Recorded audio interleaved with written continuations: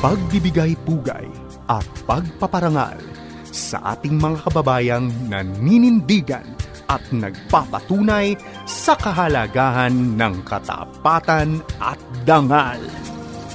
Ehemplo.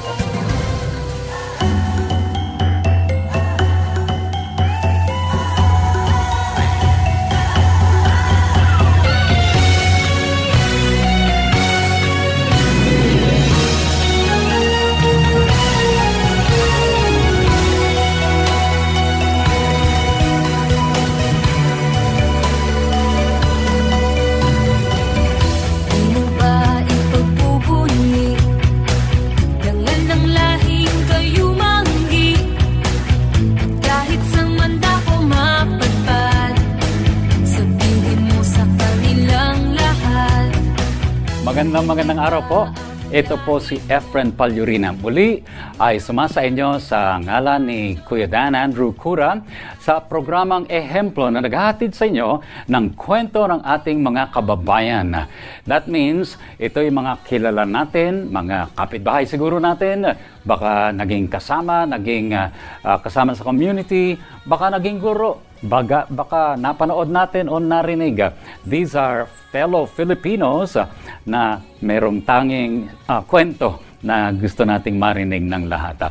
Ang Ehemplo ay programa ng FEBC Philippines at ito'y naririnig sa iba't ibang mga himpilan ng radyo ng FEBC sa Luzon, Visayas at Mindanao. So saan man kayo nandoon, kami ay bumabati sa inyo ng isang magandang araw. At kung kayo ay nasa mga lugar kung saan nandoon ang mga himpilan ng radyo ng FEBC, mainit na pagbati po ang aming pahatid sa inyo.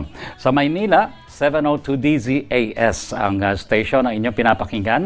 At doon naman sa ibang bahagi ng Pilipinas, sa Bacolod, DYVS po ito. 1233 sa Bacolod City, the Sweet Voice of Salvation. Sa Davao naman, ang ating stasyong DXFE. At ito'y nasa 1197 AM frequency. At sa South Cotabato, sa Coronadal City, mapapakinggan ang Ehemplo sa 1062 DXKI. Kung kayo naman ay nasa Isabela, ang FEBC ay naririnig sa Santiago City sa pamamagitan ng DZMR 1143. At yan po ang tinatawag na Missions Radio. Ang Ehemplo ay naririnig din sa Cagayan de Oro City. At ang ating station dyan ay The New Jane, Your Positive Choice, DXJL. At narinig din po sa Quezon, Palawan, sa 106.3 Radio Kapit Bisig. Siyempre, online ay umaabot din po ang Ehemplo sa inyo sa pamamagitan ng mga social media accounts ng FEBC. In particular, sa Facebook at sa YouTube. Sundan lang po ninyo kami doon. And kahit na hindi po live ninyong naririnig ang Ehemplo, pwedeng binabalik-balikan ang mga programang ito. At syempre, kung kayo ay meron namang app ng FEBC Philippines, ay pwede po ninyong mapakinggan ang Ehemplo sa pamamagitan ng mobile app na FEBC Live po agad. Autoplay po agad dyan sa iba't ibang mga himpilan ng FEBC. Download na po nitong mobile app ng FEBC para marinig ninyo hindi lang ang Ehemplo, kundi ang iba pa mga programa ng FEBC Philippines. Dito po sa Ehemplo, ang pinag-uusapan natin at pinagkukwentuhan ay ang mga buhay at gawain ng ating mga kababayan nagpakita ng exemplary character and achievement. Dalawa po yan. Gusto nating maipakita ang mga kababayan nating ito na talagang halimbawa ng isang produktibong mamamayan. Nagmamahal sa bayan, nagmamahal sa kapwa Pilipino, nagmamahal sa kalikasan, at yan po ang mga katangian gusto naming maihatid sa inyo sa pamamagitan ng mga kwentong ito. Yan po ang Ehemplo.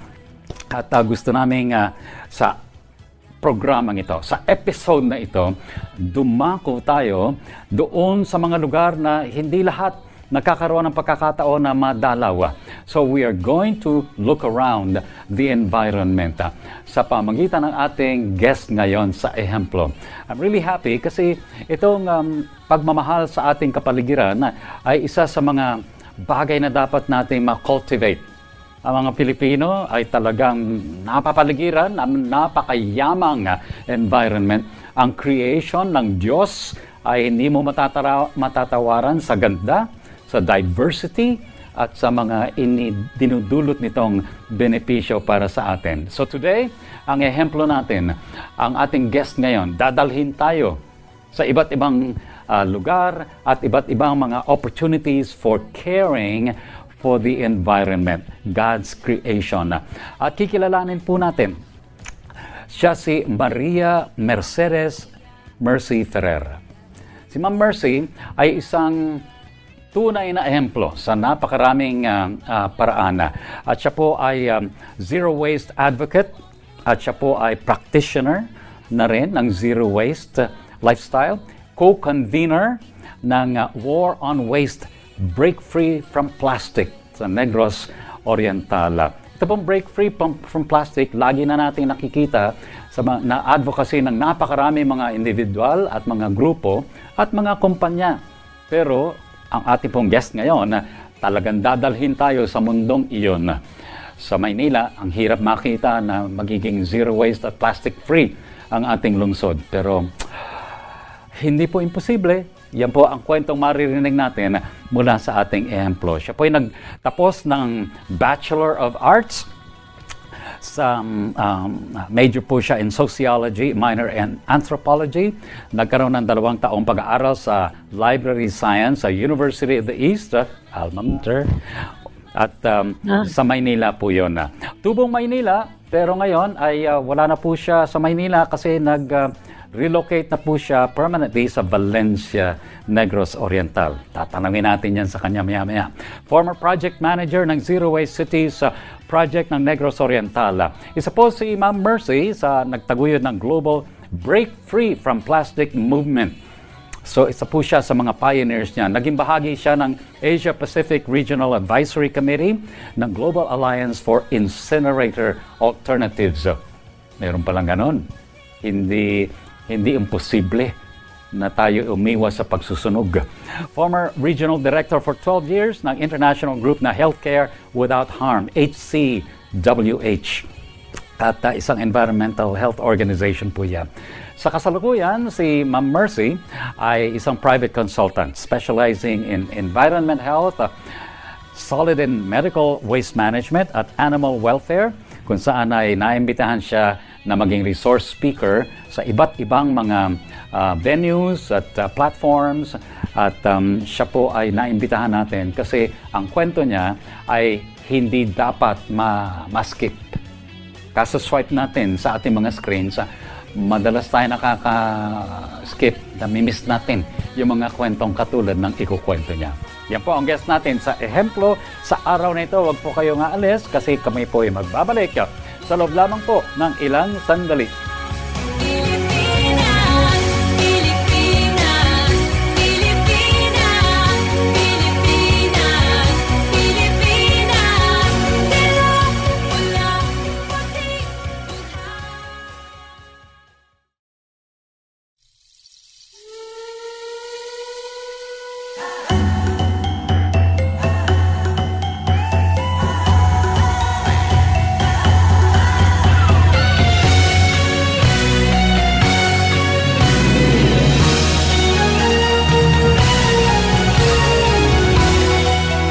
Nagpapatuloy po ang ehemplo. Ngayong araw na ito, tulad ng ating naipakilala sa inyo kanina, ang ating guest ay si Maria Mercedes Ferrer. Tawag natin sa kanya, Ma'am Mercy. At ito po ay isang zero waste advocate and practitioner. Siya po ay co-convener ng War on Waste, Break Free from Plastic sa Negros Oriental. At narito po siya upang makilala nating lahat. Magandang araw po, Ma'am Mercy. Magandang araw din, Kuya Efren, at sa lahat ng makikinig at manonood. Isang makakalikasang pagbati sa ating lahat. Napakasarap panoorin, pakinggan ang mga ikukwento ninyo kasi talagang mayroong hugot para sa mga Pilipino na nabiyayaan ng mayamang kapaligiran. And yet, napakalaki ng pagkukulang natin sa pag-aalaga nito. Paano nagsimula ang isang Mercy Ferrer sa ganitong landasin? Ito ba ay from the family, from when you were young, or later on? Kwento po ninyo. Sige. Maraming salamat sa oportunidad na ito. Sa pagsagot ko, dalawang bahagi palagi. Sa akin, ang bawat landas na tinatahak ko ay isang personal at kasabay nito ay political at social. So maaari kong sabihin na yung the very informal ay nung naging magulang ako, naging nanay ako, at nagkaroon ng dalawang anak. Doon, dinesisyonan ko sa sarili ko na kailangan kong magpasuso sa aking anak. Hindi ako magre-rely doon sa mga bote o yung mga delata na gatas. At ang kailangan ay yung gatas ng mga nanay na katulad namin, katulad ko. No? Ang breastfeeding ay isang zero-waste system or isang zero-waste practice. No? Walang sayang. No? Ang zero-waste ay walang aksaya, walang sayang. At isa tong kaibigan ng kalikasan, hindi lamang kaibigan ng ating mga anak at ng kanilang kalusugan, kundi kaibigan ito ng kalikasan, no? Dahil hindi maraming resources ang kinukuha. In fact, ang resources ay yung nasa sayo, yung yaman na ibibigay mo at yung para sa kalusugan ng iyong anak, para sa kanyang kaisipan, kanyang katawan. So doon nag-umpisa. It's a very personal journey, ika nga. Ang pangalawa ay very formal, no? Naging formal ang aking pagiging zero waste advocate. Siyempre, doon sa journey ng pagiging nanay ko, nag-uumpisa na ron, ano? Anong dapat kong bilhin? Kailangan ko bang bilhin ito? Dapat ba akong mag-diaper? Kasi uso na ng plastic diapers, no? Itong lahat ng mga ito ay conscious effort na tinatanong mo sa sarili ko bilang isang mamamayan, bilang isang nanay. At ang pag-iisip na para sa anak ito. Yun pala, pinag-iisipan mo rin yung para sa kalikasan o para sa mundo. At naging mas formal ito nung formal akong dumalo at sumali sa mga organisasyon na tumatahak at nagtataguyod ng environmental health advocacies na tinatawag ko. Advokasya para sa kalikasan, para sa kalusugan. Dahil magkakabit ang tinatawag nating kapag may advokasya kang pangkalikasan, ito ay for health na rin, no? Pangkalusugan. At pag pinalaki pa natin, deep dive tayo, ito ay para sa mundo, para sa God's creation na tinatawag. Aha. So, ganyan yung na-umpisa. Oh, what a journey. Walang kokontra. Pagkaganyan ang paliwanag ng dinaanan ng isang katulad ninyo at walang sasalungat doon sa mga konseptong yan. And yet, sa ngayon, hindi natin nakikita yung malasakit at ganoong outlook mula sa ating mga kababayan pagdating sa pagmamalasakit sa ating kapaligiran. Itong zero waste management ay parang isang suntok sa buwan para sa marami. Ano po ang nangyari? Where did that come from? Kuya Efren, siguro kailangan kong i-backtrack ng kaunti ang journey, no? Dahil 27 years old ako nung maging nanay ako, nung una kong anak. Ngunit bago pa noon, nasa universidad pa lang ako sa University of the East at magkapareho tayo ng paaralan, naging bahagi na ako ng tinatawag na kabataan para sa tribong Pilipino. These are young estudyante ako sa sociology na naging concern at bahagi ng pag-aaral namin ay yung mga, ano ba mga katutubong Pilipino?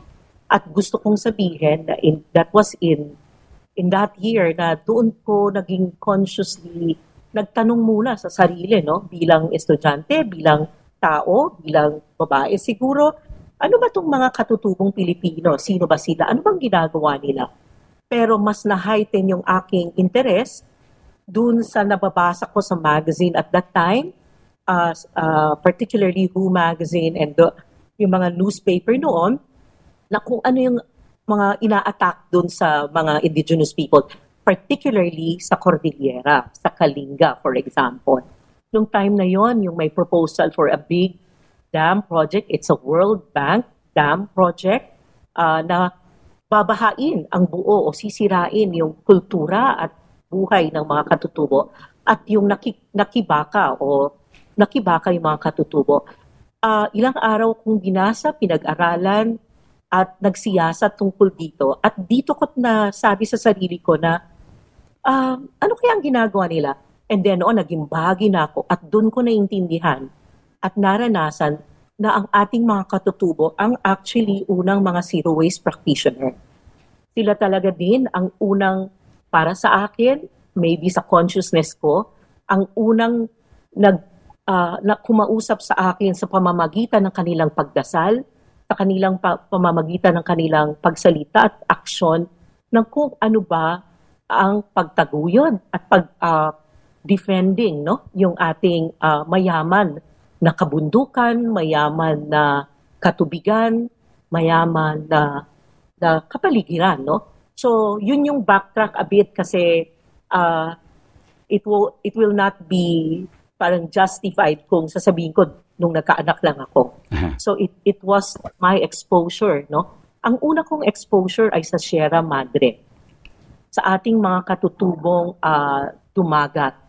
At dito ko talaga nakita yung hirap ng buhay, pero dito ko rin naranasan yung payak, mayaman na buhay na sabi ko, sana ganito yung aking buhay na pwede kong ring dalihin sa urban o sa syudad. Si taga Maynila ako. So, gusto kong pag-aralan yung payak, mahirap sila, nakalimutan sila ng pamahalaan, ngunit ang dami ng pwede nilang i-contribute. And in fact, ang dami nilang kino-contribute sa usapin ng pangkalikasan at pangkalusugan. Ito yung mga indigenous knowledge and wisdom na nalipat din sa akin dahil both sa aking pag-aaral, sa aking karanasan, sa maraming bundok na inakyat ko bilang mahilig umakyat ng bundok, at siguro sa pagkausap ko na rin sa kanila at pagsama sa kanilang mga festivals at sa kanilang pagdadasal. So, yun.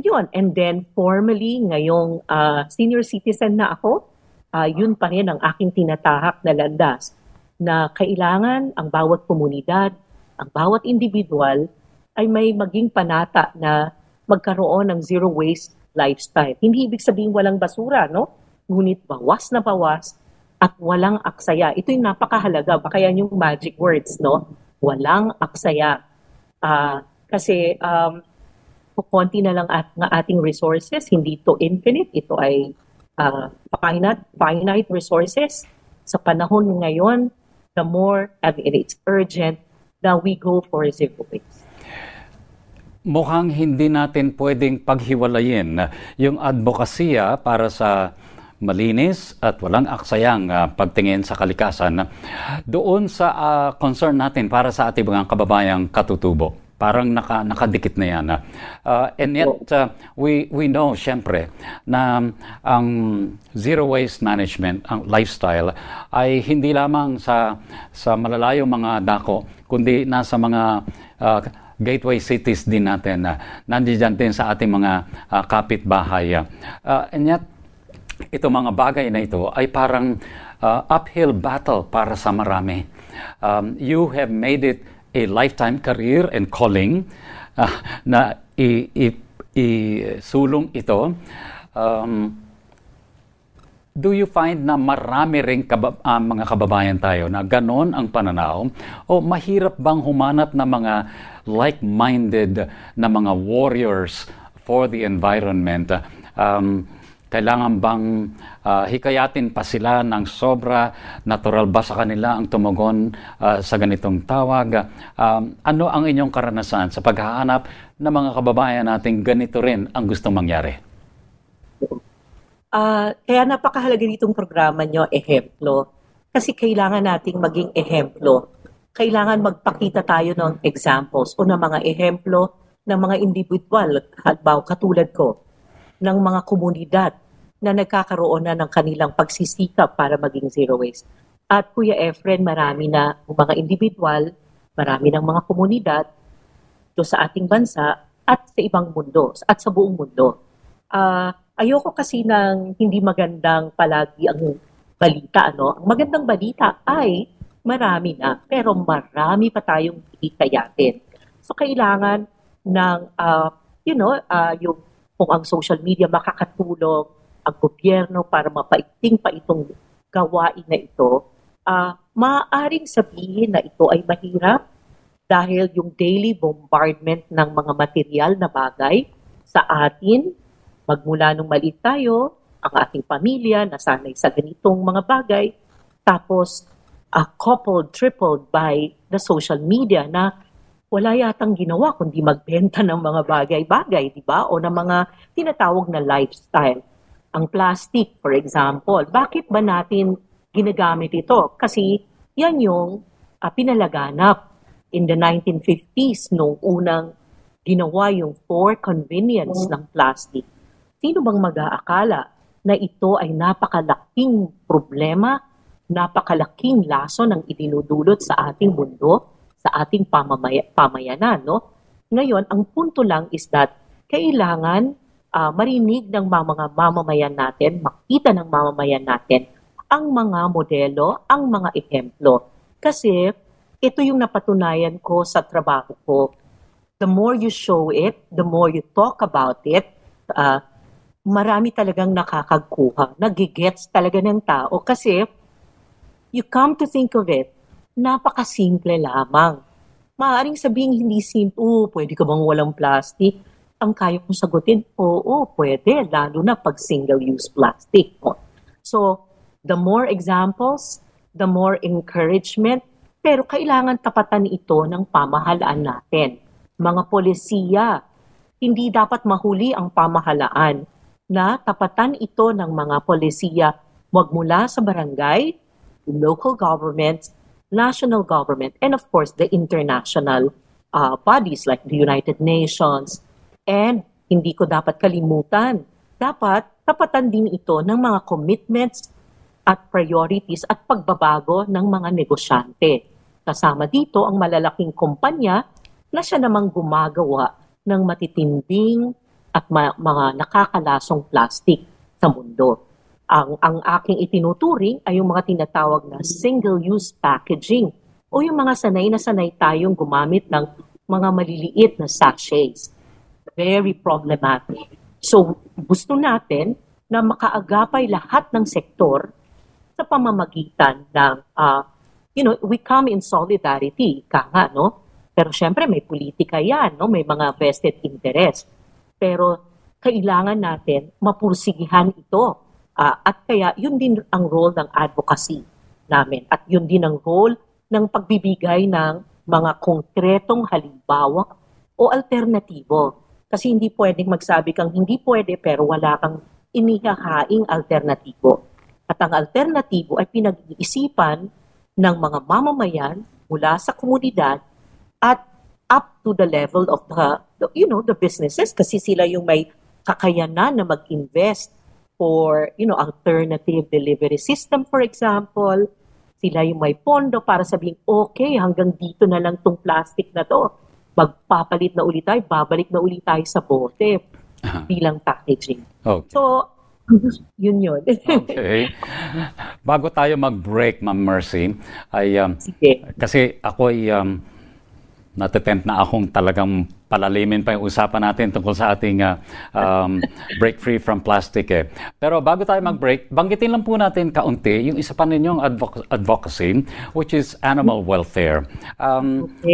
Napunta tayo doon sa ating mga concerns para sa mga katutubo. Siyempre, yung ating pag-aalaga sa kapaligiran.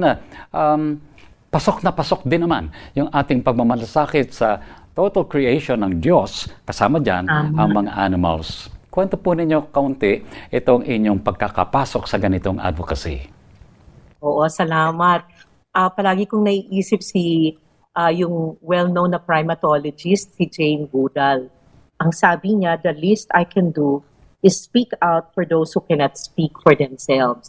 At ito ang ating mga animals, no? Kasi mga sentient beings yan, may nararamdaman yan, ano? May mga individual personalities ang ating mga pets and animals. At ito ay personal. May 4 akong aso, may 4 akong pusa, marami kaming kapitbahay na baka sa, ano yun 'di ba yung pag inisip mo ang kalikasan, inisip mo ang creation, hindi lang ito tao. Hindi nga dapat tayo brat, no, na pinag-uusapan lang lagi ang welfare ng mamamayan o ng tao. Kailangan sabay din sa usapin ng mga iba pang mga may buhay. Yung animal welfare work ko ay it's a personal again. It started in Manila, pero mas na-hone ika nga dito nung lumipat ako sa Dumaguete in 2016 kasi wala pa akong kakilala. Kasi I uprooted myself, no? Sabi ko, naku, ikot lang ako ng ikot sa Dumaguete. Why don't I set up something? So I started, talking to people na nag-check ako ng social media, sino yung nag-aalaga ng mga aso. And then we formed an organization. It's called the Dumaguete Animal Welfare Group. Pag binasa niyo yun, dog. So, Okay. hanggang ngayon, hindi na ako aktibo formal kasi hindi naman ako not in that formal organization, pero I use my voice and I use my status, ika nga, to really support animal welfare work and yung animal sanctuary namin dito at kung nakakatulong din ng little donations from time to time. So yun. Yun. Napaka ganda na mayroong nasimulang dog, itong Dumaguete Animal Welfare Group. Tutuloy po natin ang ating usapan na Mercy sa iba pa ninyong mga advocacies, especially kung paano ninyo inilagay ang personal fingerprint ninyo doon sa mga advokasiyang ito. Yun ang gusto kong maiwan sa ating mga kababayan sa ating pag-uusap. Magbabalik po ang ehemplo. After a short break, ang kausap po natin ay isang zero waste management advocate and practitioner. At siya po ay may marami pang mga kwento. Hindi lamang sa larangan ng pag-aalaga ng ating kapaligiran, hindi pag-aaksaya ng mga bagay na pinagkatiwala sa atin, ang dami pa. Kaya't kayo na nag-iisip, paano pwedeng gawin yun? Punong-puno kami ng basura at wala na akong malamang gawin sa mga nakikita ko sa aking paligid. At parang wala akong makitang kakampi o kapareho ng iniisip. Babalikan po natin yan after a short break dito po sa ating ehemplo. Dahil ang Diyos ang sa ating nagtata, minamahal ko ang bayan ko. Kahit tawanan ng buong mundo, taas noo paghusayan mo. Pakita mo'y kay Pilipino, iwagay-iway mo.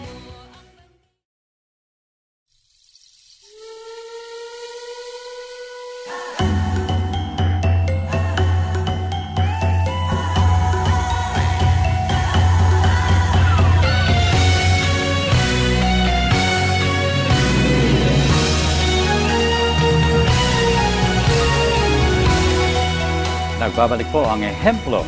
Ngayong araw na ito ay pinapakilala namin sa inyo ang isang practitioner at advocate ng zero waste lifestyle. Ano ba ibig sabihin nun? Ayaw natin na nakikitang mayroong naaaksaya doon sa mga bagay na pinagkakatiwala sa atin. Pwede pa lang gawin yon? Yung meron kang habit na na-form since many years ago na hanggang ngayon na hindi mo matanggal, and that is to throw away excess. Kung ano man yung excess na yon, aksaya, extra rice, hindi mo naman nauubos, boodle fight, all kinds of buffet dinners, only ito, only doon. Aksaya talaga, di ba? At napunta na tayo doon as a normal thing. Pero pwede pala na ang buhay natin ay magkaroon ng marka na hindi nang aaksaya. Hindi tayo asyong aksaya. Hindi tayo tulad nung karakter na yun sa mga cartoons noong unang mga panahon na kung tawagin ay asyong aksaya. Ngayon, gusto natin ibalik yung mentality na posible yun. Nasa atin talaga ang choice . Ito ang kwento ng ating guest ngayon sa Ehemplo, Miss Mercy Ferrer, Zero Waste Advocate. Mercy, nung ating pinag-uusapan itong inyong naging career, takbo ng inyong advocacy, mga ipinaglalaban at isinusulong, you mentioned War on Waste, Break Free from Plastic, Negros Oriental. Bilang isang co-convener, ano ang mga binigyang priorities? Ano yung inyong binigyang prioridad? Dahil napakarami ang pwedeng i-embrace paano kayo nag-prioritize sa mga activities? Ano ang uunahin ng War on Waste, Break Free from Plastic, Negros Oriental? Okay, malinaw sa amin nung kinonvene namin yung War on Waste, Break Free from Plastic, Negros Oriental, na tumutok sa usapin ng resources o madalas na tinatawag na basura. Ito ba talaga ay basura? No? So, malinaw na tutukan natin yung tinatawag na basura. Ang unang-una naming isinagawa ay mag-lobby sa pamahalaan, local government sa Dumaguete na kailangan nating tugunan ang isyong ito. Kasi nung panahon na pumasok ako, 2016, ang buong Pilipinas ay nasa crisis mode na talaga. It's the waste management issue and crisis. Ito na yung left and right, nagsusunog tayo. Ngayon, malinaw na malinaw. Sa pagpasok ay gusto naming tumulong. Very basic. Ito ang kailangan maintindihan ng ating mga nakikinig. Ang usapin ng zero waste ay napaka-basic. Alam ba natin kung paano maghiwa-hiwalay ng ating basura? Kayo ba naghihiwa-hiwalay ng basura? Alam ba natin kung paano ito? Hindi lang ito yung nabubulok at hindi nabubulok. Kasi yan yung natutunan natin. At hanggang ngayon ay nagpe-persist ito. Ngunit meron tayong nabubulok. Sa nabubulok, meron tayong yung pwede pang makain, for example, ng mga ating kahayupan. Meron din yung pwede mo nang i-shred, pwede mo nang ilagay para mabulok at maging pataba. So, yung mga hindi nabubulok, maraming salik, ika nga, recyclable, paghihiwalayin mo yung lata, yung plastic, yung kahoy, yung steel, etc. Madetalye, pero ito ay napaka-basic. Kumbaga, parang ito sa zero waste mantra, parang ito yung paghinga natin sa araw-araw. Diba? Yung kung ang paglalakad ay isang normal na pamamaraan, ang paghihiwa-hiwalay ng basura o mga panapon ay dapat maging normal at natural natin. So yun. So, yung mga wala nang magagawa, plastic na single use, hindi pwedeng sunugin, saan ito dadalhin, etc. So yun. At yun, para sa ipagmamalaki ko na nagagawa ko sa matagal ng panahon, ginagawa namin sa aming pamilya, ginagawa sa aming mga komunidad na pinagtrabahuan natin. So yun. Naging malinaw din sa amin na magtrabaho kami o we collaborate with the local government. Kaya kami ng aking asawa na isang scientist, ako ay isang advocate, we enlisted ourselves para maging bahagi ng isang technical working group na kung paano isasara ang gabundok na basura ng Dumaguete City at paano ito paano ang plano para ayusin ang basura o ang mga panapon sa loob ng syudad ng Dumaguete. Nakagawa kami ng isang mahabang report tungkol dito para ma-implement ito ng ating pamahalaan o ng aming local government. Malinaw din sa amin na ang kailangang tutukan ay yung pinakamaraming basura. At ano ito? Yung single-use plastic. Whether ito yung mga walang tatak na plastic, ito yung ginagamit natin sa palengke na kulay puti, kulay dilaw, kulay asul, iba-ibang kulay, yung tinatawag na sandbags, o yung tinatawag na labo bags, yung nilalagyan ng pagkain mo, at yung mga branded na tinatawag, yung sachet mo ng shampoo, sachet mo ng iniinom mong tsokolate, malinaw na ito yung dapat tutukan kasi ito yung it pollutes our communities and our waterways and therefore it goes to the sea. Ika nga, no? Kaya nga sikat ang Pilipinas, tayo daw yung pinakamaraming basura pagdating sa karagatan, no? Ito yung mga dapat na, ito yung mga tinutukan namin as far as Dumaguete is concerned. Ngayon, noong 2018, na-introduce sa amin yung proyekto na pinondohan internationally, yung tinatawag na Zero Waste Cities Project. Nag-enlist kami, sabi namin kami po ay interesado, gusto po naming maging modelo o tinatawag na modeling of communities ang Dumaguete City. So nag-umpisa kami sa 3 barangay para maging zero waste city, zero waste barangay. Nag-umpisa kami ng 2018, 3 barangay, naging 5 barangay ng 2019 at naging 6 na barangay nang pumalo ang 2020 nung kasagaran ng pandemic. At ang isang bagay na ipinagmamalaki namin ng husto ay yung Apo Island na nandito sa Dawi Negros Oriental at naging unang zero waste island barangay sa buong mundo. Sabi ng aming mga collaborators sa buong mundo, yung setup ng Apo Island, siya yung pinakaunang maliit na komunidad na isla setting na naging zero waste. Yung zero waste island, pwede ba akong magpatuloy pa? Please, go ahead. Oo. Nakakataba ng puso at ipinagmamalaki ko ang local government ng Apo Island, ang Protected Area Management Bureau ng Apo Island kasi ang Apo Island ay isang protected landscape at seascape. Pero at the same time, meron siyang populasyon, meron siyang komunidad. Hindi ito yung isolated protected area, no? So there's a community and there is that you need to protect. So balancing act yan, ano? Pero ito din yung nanguna sa pag-isip ng kanilang kabutihan. In 2018, bago kami pumasok, gabundok ang basura ng Apo Island. Tinatago nila sa kaloob-looban nila. Ikaw ba, Kuya Efren, nakarating ka na ng Apo Island? Hindi pa. Nako, very interesting ang kwentong yan. Kailangan ko yata mapuntahan. Imbitahan ko kayo ng iyong team. Gabundok ang basura nila noong 2018. Sa isang araw, 4 hanggang 5 beses, tinatransport nila ang basura nila. Sinasakay sa boat, sa bangka, dinadala sa mainland Darwin. Nung na-implement ang Zero Waste 2020, fast forward, once a week, so bali 4 times, isang dalahan lang. Dahil doon na in-embrace ng komunidad yung sistemang Zero Waste. Ang sistemang Zero Waste sa Apo Island setting ay naging matagumpay dahil it's a community effort. Siyempre, nandun ako bilang manager.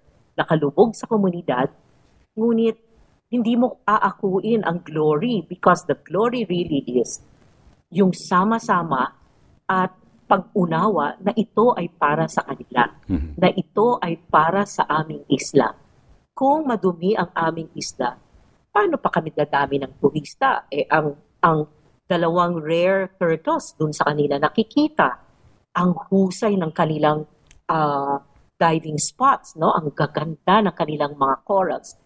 Kung tuloy-tuloy yung pag-generate ng basura, walang humpay na mga plastic dito, plastic doon, at pagsunog, wala silang mapoprotektahan. Hindi tatagal, hindi masusustain ang isang napakagandang Apo Island. So, yun. So, pero, special mention, kapag wala yung mga tinatawag na mga taong nagtatrabaho sa araw-araw, at hindi ako yun, hindi yung aking mga teammates, ito yung mga tinatawag naming waste workers.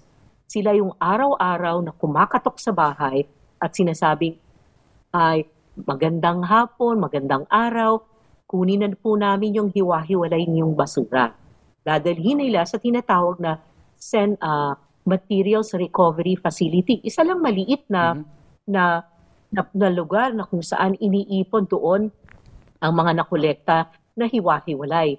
Pansamantalang nilalagay doon bago ito i-transport sa mainland para itinda ang mga recyclable at yun namang mga residual o yung wala nang mangyayari, wala na talagang pwedeng gawin, ay ilagay sa landfill ng mainland. So yun. So the waste workers, for me, yun talaga yung backbone. Kapag walang waste workers, hindi magiging sustained ito. Pero, syempre, in tandem yan, suporta ng local government, suporta ng Protected Area Management Bureau, at suporta ng mga turistang dumarating kasi napakaraming turista ang dumarating. Day trip, overnight, they stay there para mag-diving at snorkeling at ang daming basurang iniiwan.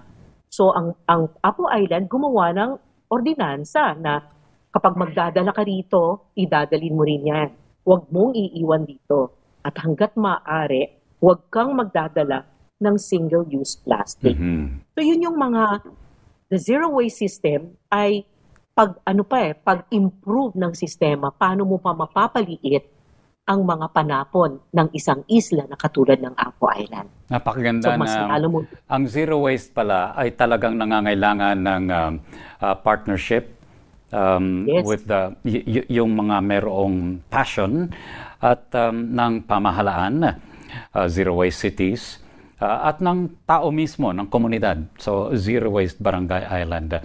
So, ito'y nagpapakita na posible ito. Na ang isang pangitain, isang vision na mayroon ang few individuals ay maikalat ito para siyang maliit na flame na lumalaki at hipo sa buhay ng iba na meron din palang ganong advokasya pero hindi lang nakakahanap ng mga magpapalakas ng kanilang loob. At magkakapareho pala tayo ng gusto, di magsama-sama na tayo. Meron po bang pagkakataon na kayo ay naka-enkwentro ng negatibong mga factors, mga nagsabing hindi mo kaya yan or walang tutulong sa'yo, wala ka namang pera? Ano ba ang meron dyan? Meron ba kaming kikitain dyan? Paano naman kami? Any negative forces na na-enkwentro ninyo? Ay, oo. Siguro not necessarily the way you said it, pero oo, parang kaya nyo ba yan? Matitigas ang ulo ng mga tao. Ang palaging namin naririnig, ay nako, mingas kugon lang yan, hindi nyo yan masusustain. It's lahat yon yung pang-discourage. Una sa amin na lumapit sa LGU. Pero alam mo, pag nandun ka nakatutok, walang mangyayari. Pero Kuya Efren, meron. Meron din meron ba tayo dyan? Meron din, hindi nawawala. Pero ang role ko, ay maging palatable.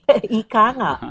Itong proyekto na ito, and they cannot say no. Yung tipong, and I think that's the challenge for us.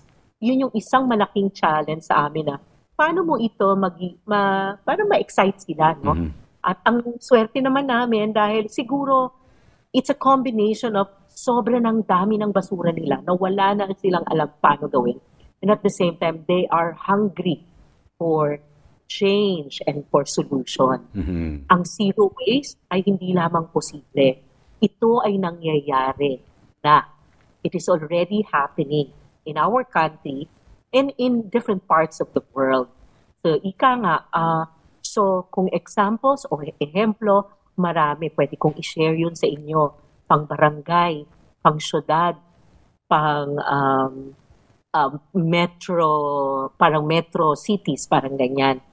So, meron na rin sa Indonesia, sa Malaysia, Europa, Amerika, at kami ang nagsasama-sama para paano pa namin ito pagyamanin. Paano pa tayo magiging effective sa ating trabaho in collaborating with governments and other agencies.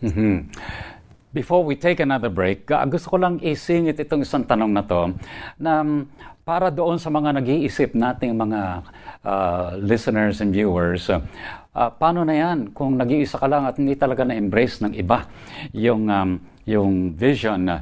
Paano ito ma-preserve? Hindi lamang yung vision, kundi yung yung plano, the strategy. Paano ba ito ginagawa? So that kahit wala kayo, naipagpapatuloy ng iba. Is there anywhere na pwede nilang puntahan, basahin, ang mga visions na ito, missions, strategies, achievements, saan ito pwedeng makita? Ay, napakaganda, napakarami. At yun din, actually, advertisement ko yung mamaya sana, pero napakagandang tanong mo na ngayon, Kuya Efren. Ang Mother Earth Foundation ay isang national NGO. Sa kanilang website at sa kanilang social media platform ay pwede niyong puntahan. Maaari kong ipadala lahat ito at pwede niyong i-post ito. Ang Global Alliance for Incinerator Alternatives. Napakaraming mga cases, mga examples, paano nyo gagawin? Paano gagawin ito ni Kuya Efren sa kanyang barangay, ni Bri sa kanyang barangay, o sa kanyang bahay? Ito na talaga yon. Kailangan very practical, no? Hindi pwedeng highfalutin ito, no? Meron. At marami pa akong pwedeng ibigay na mga resources. At doon talagang you can read newsletters, you can read cases, and how-tos. Pwede rin puntahan ng Break Free from Plastic social media platforms and website kasi ang dami ring mga ehemplo doon, ang dami ring mga cases, ang dami ring mga paano ko ito uumpisahan sa aking mga ganyan. Siguro yung isa ko pang gustong sabihin ay sa mga nakikinig, tandaan po natin there is no throw away. Where is throw away? It will go somewhere else. Kung nawala sa bahay mo, pupunta pwede sa kapitbahay mo o sa mas mahihirap na lugar kung saan nandoon ang mga open dump site o kung saan nandoon yung mga tinatawag na open burning. So siguro, sa pagtalakay natin ng ating sarili, kailangan yung pag-iisip ng iba, yung empathy, yung ganon tipo na because there's no such thing as a way. So, kailangan nating maghipos, ika. Okay.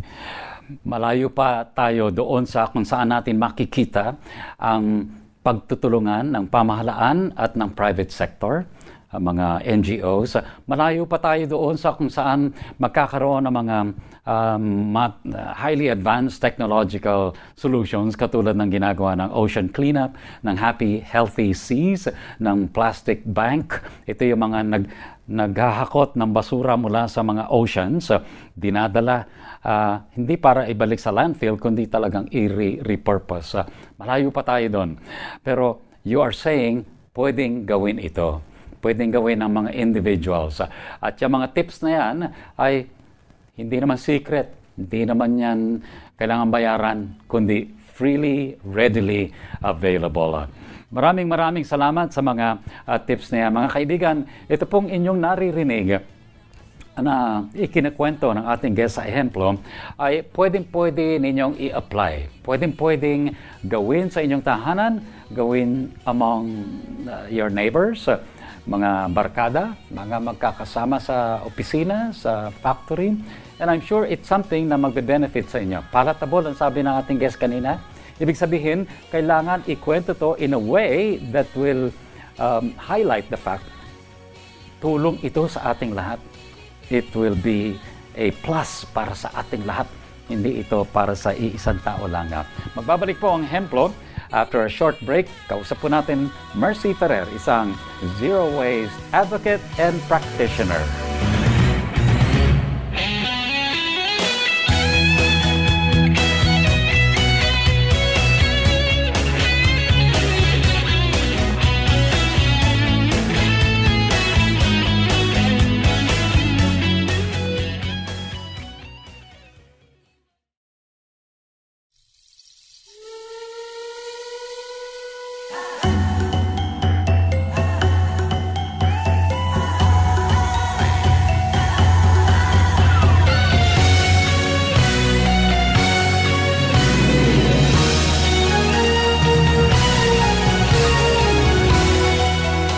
Babalik po ang ehemplo.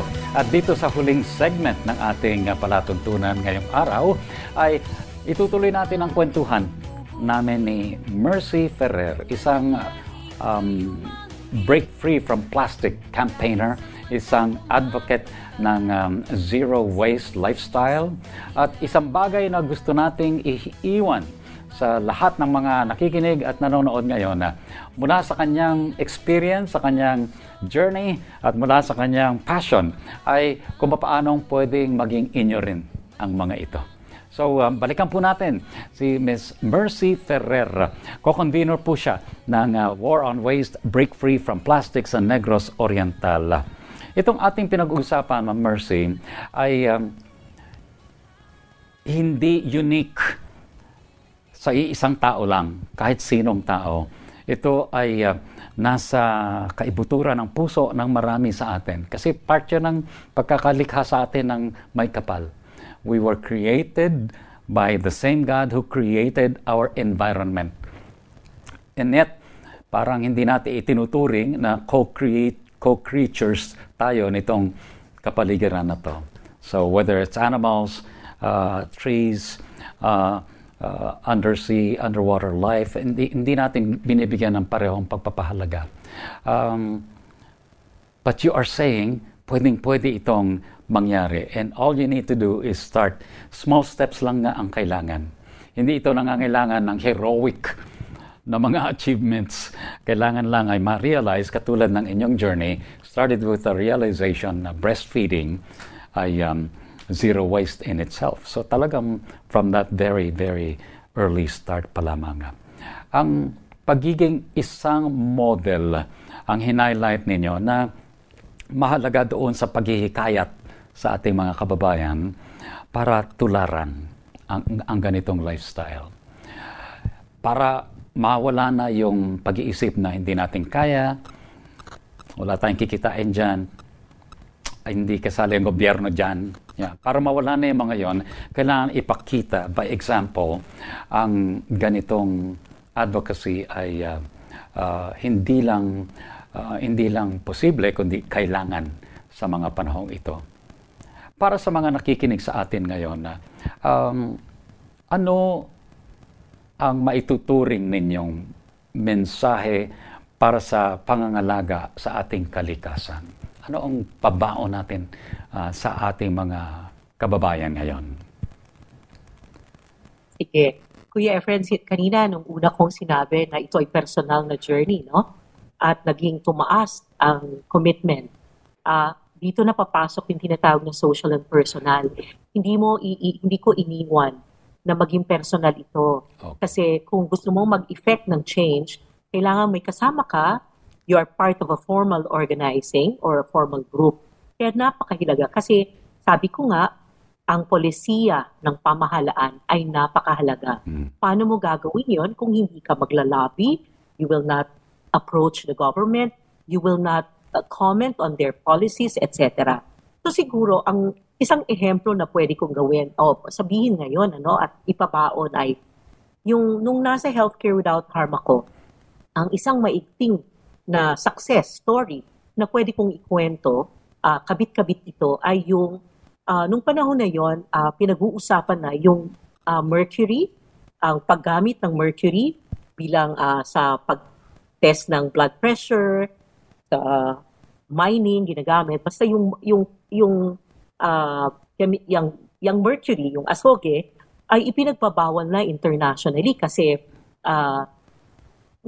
isang neurotoxin yan, no? Mm-hmm. Na madalas pa rin ginagamit at that time.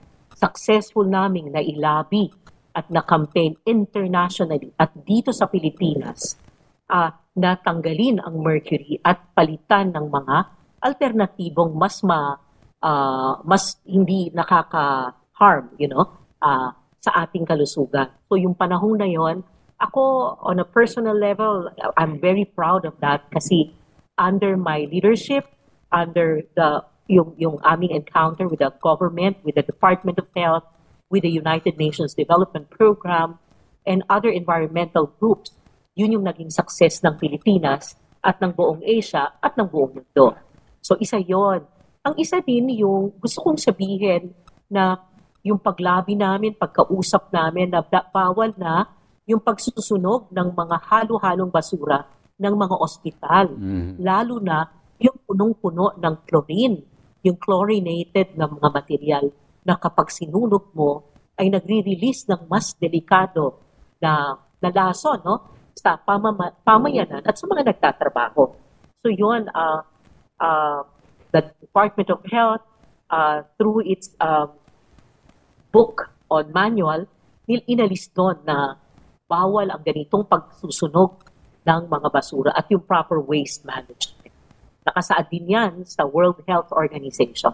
So ito yung mga gusto kong sabihin na mga success stories, no? Na kailangan marinig ng mamamayan kasi hindi lang ito puro salita, no? May mga konkreto, batayan at mga pangyayari.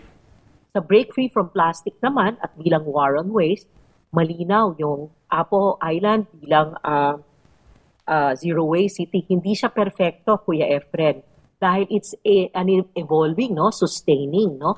Pero pag pumunta ka doon, marinig mo ang mga kwento, talagang malaking bagay na kapag nagsabi ang mga tao ng ang laking bagay po ng kontribusyon ng Zero Waste sa amin.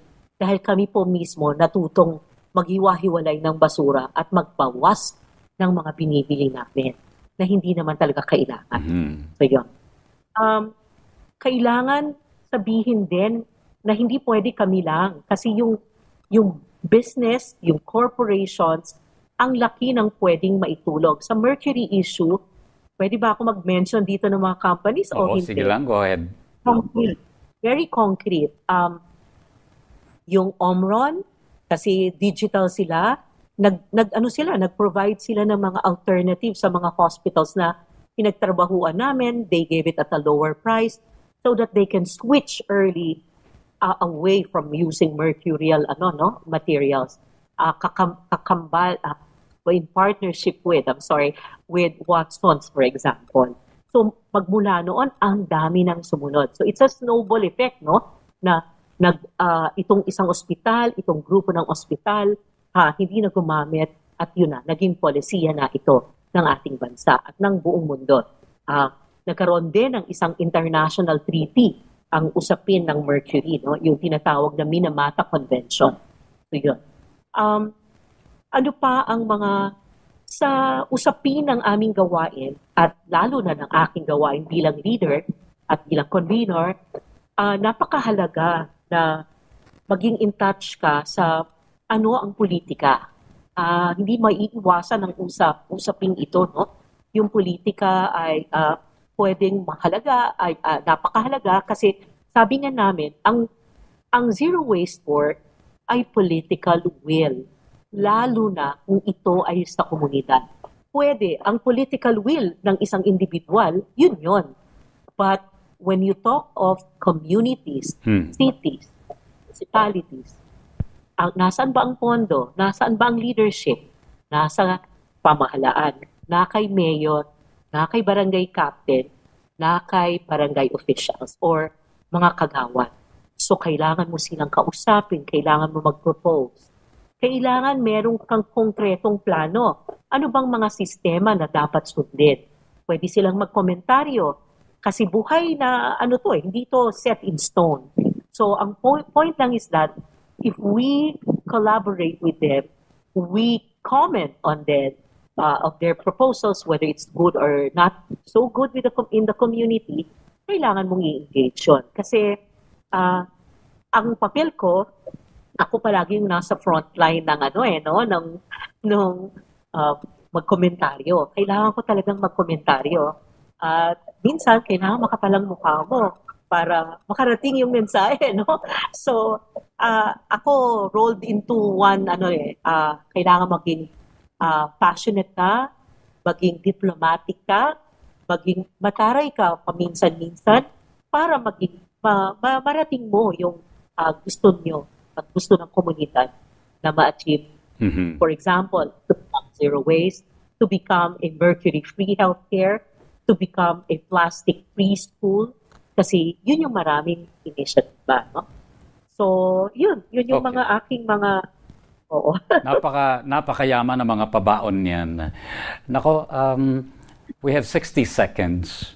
Okay. Ang ating huling tanong ay I'm sure may encapsulate into a one-liner galing sa inyo, Ma'am Mercy. Paano ba maging ehemplo ang isang Pilipino sa kanyang kapwa Pilipino sa very challenging times natin ngayon? Ako yung pag-iisip at pagparamdam na hindi lang ikaw ang dapat isipin, kundi isipin natin ang kapwa natin. At the same time, manalig na kung mag-uumpisa ka, kahit maliit lang kayo, may bubungang mabuti. Gusto kong sa bilang pagsara, i-quote si Margaret Mead, isang cultural anthropologist. Never doubt that a small group of thoughtful, committed citizens can change the world. Indeed, it's the only thing that ever has. So, be part of that movement, no matter how small, no matter how, you're just starting. Join us.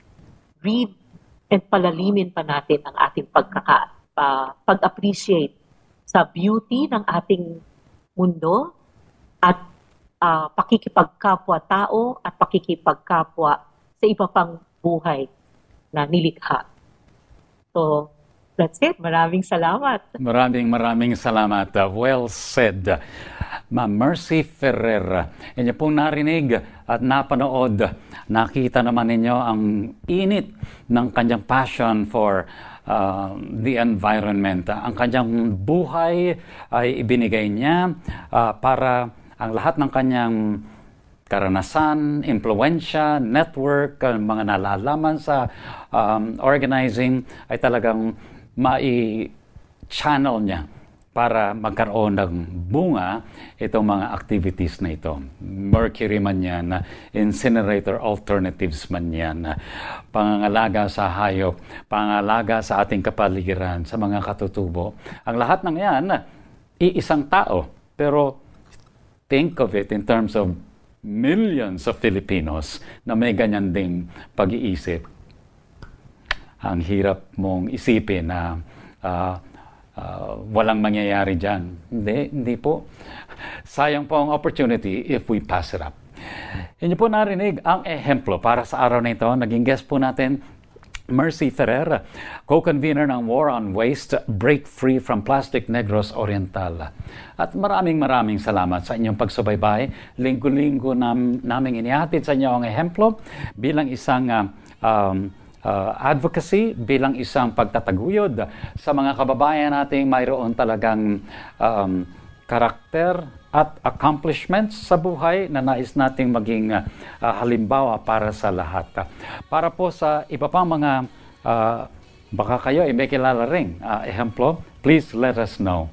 At i-post lang po ninyo o kaya ay i-text sa amin sa 0999-223-8675 o kaya 0916-296-6620. Pwede rin po kayong mag-email sa dzasinfo@febc.ph. And don't forget, diretso na po kayo sa Facebook. Kung kayo naka-login din naman, even right now, puntahan na po ninyo ang Ehemplo FEBC Radio page. At sa ngalan po ng ating mga nakasama ngayon sa Ehemplo, ang ating production staff, Aru Mendoza at Brian De La Cruz. Ako po naman si Efren Palyurina. Nagpapaalala sa ating lahat na at pansamantalang umahalili kay Kuya Dan Andrew Cura. Huwag nating kalilimutan na saan man, kailanman at kahit sa maliliit na paraan, maging isang mabuting ehemplo ka, kaibigan.